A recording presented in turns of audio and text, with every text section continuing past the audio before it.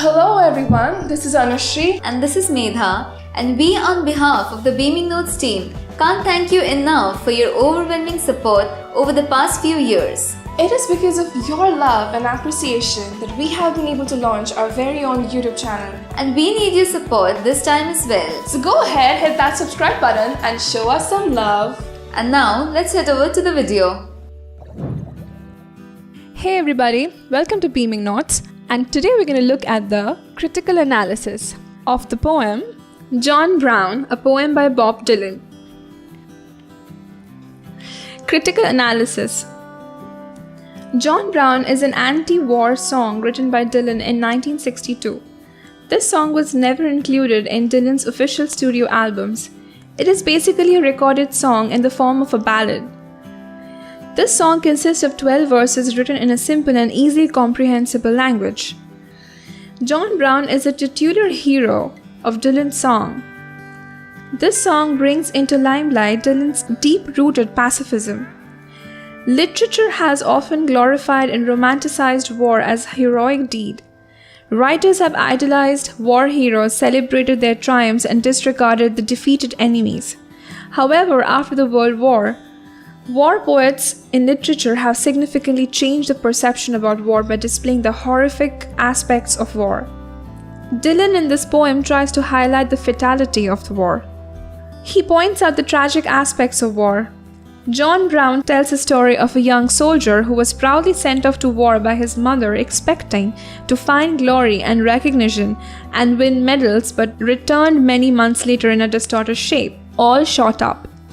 He returned with a disfigured face that even his mother couldn't recognize. Thematically, this song resembles the old Irish folk song, Mrs. McGrath. The false notion of glorification of war is eliminated by this realistic presentation of the people who take part in a war.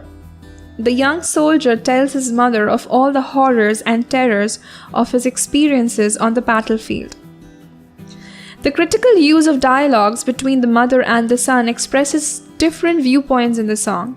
The mother speaks in the first person to her son and expresses a desire to possess and display the medals that his son is going to achieve after the war is won. His mother's dialogues in the first few stanzas embody her sense of pride and joy in seeing her son serve the nation. However, John Brown's dialogue on returning home from war reveals the disgust and horror against the glorification of war.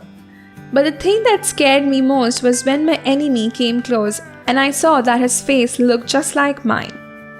This poem expresses how soldiers are just treated like puppets in the hands of warmongers. They're expected to obey their orders and slaughter their enemies without a hint of remorse or sympathy.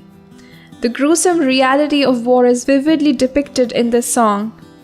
John Brown's mother proudly sends him off to war with hope of possessing and displaying the medals that her son would acquire after the war is over. She is extremely proud to see her son in the uniform but is totally ignorant of the harsh reality of the war. She anticipates her son's return in the same condition as she had seen him last, tall and straight. All her hopes and illusions are shattered as she sees her son with his disfigured face, blown up arms, and all shot up. The war didn't kill him, but it has left him hopeless and shattered.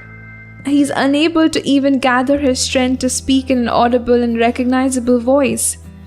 All these images add up to build the horrifying aspect of war.